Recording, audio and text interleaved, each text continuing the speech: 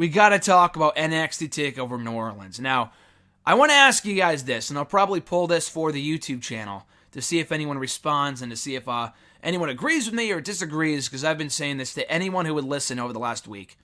Is NXT TakeOver New Orleans, was that the greatest takeover that NXT has ever done? And that's not a rhetorical question. I'm legit asking you, is that the best takeover they have ever done? Now, I know we run into this question with every single takeover we have, because every takeover is awesome. Every takeover has great matches, but usually on the takeovers, like let's take TakeOver Brooklyn 3, for example.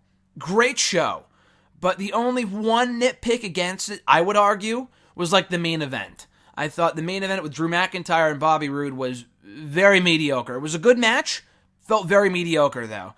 Obviously Adam Cole and the debuts of Kyle O'Reilly and Bobby Fish, the birth of the Undisputed Era, kind of saved the ending of the show, in addition to crowning a new NXT champion. But that being said, that one match kind of, I don't know, to me, took away from it being a perfect show.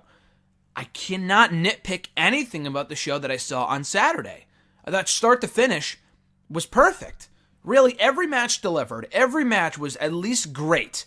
And even the weakest match on the show, which I would say would go to the NXT Tag Team title match, even that was a great match. And it had an awesome finish with Roderick Strong going heel, which RJ called first, and the NXT TakeOver New Orleans prediction, so shout out to him, that we did as an extra on the YouTube channel. He called that first. I thought it was a great booking decision to have Roddy go heel and join Undisputed Era, keeping the NXT Tag Team titles on the Undisputed Era in the process. We also had a new NXT Women's Champion crowned, with Shayna Baszler beating Ember Moon, what I thought was a really, really good match. The opener, which was the NXT North American Championship, the crowning of the inaugural NXT North American Champion, a 6-man ladder match with Ricochet, EC3, Killian Dane, Lars Sullivan, Velveteen Dream, and Adam Cole, baby. Everyone delivered. That match was out-fucking-standing. Every single person in that match I thought shined one way or another. The in-ring action was great. The call of the match for Mauro Ranallo was great. Everything about the match I thought was fantastic. I thought everything about that match delivered as it should have. And I really, really, really enjoyed it. Then you had the semi-main event, the first of two main events for the NXT Championship between Aleister Black and Andrade Cien Almas. Another great match. Told a great story. Zelina Vega constantly interfering, only for her to, backfire. Her interference to backfire in the end, with Black hitting the Black Mass and winning the NXT Championship. And then the main event, Johnny Gargano and Tommaso Ciampa, an unsanctioned match. Really, if Gargano had won the match, he would get his job back. If he lost, he'd be banned forever. I think a lot of people thought that Johnny was losing.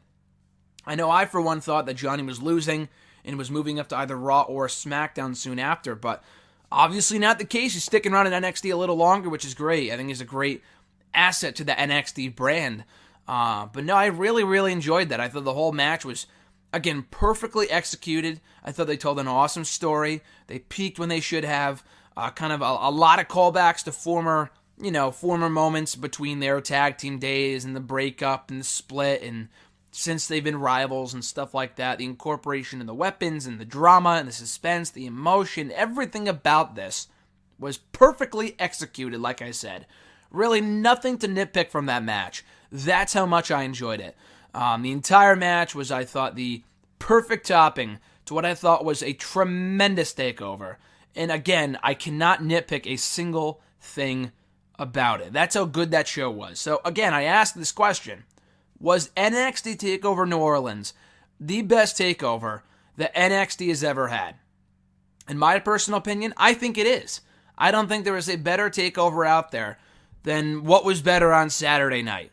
I think everyone delivered in a major way. The matches were fucking phenomenal, and the payoffs were great. There were no questionable booking decisions like there was on Sunday, and even some unpredictable stuff too. I thought there was a chance Roddy could go heel. I didn't know if they would go. I didn't know if they would go that route, but they did, which was really, really cool. And obviously Black winning the championship. I thought when they put him on second to last, I thought there was a chance he might lose. Obviously not the case. So it was really cool. He ended up winning the belt. And the main event was perfect too. So, again, I think TakeOver New Orleans is the best TakeOver they've ever done. My only regret is that I wasn't there to see it. That's how awesome that show was. So, obviously setting the bar pretty high for WrestleMania on Sunday.